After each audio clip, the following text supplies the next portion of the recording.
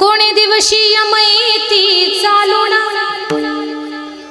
कोणी दिवशी प्राण जाती घेऊन, कोणी दिवशी स्मशानी जाऊन एकटेच रहावे समयासी सादर भावे. समया सादर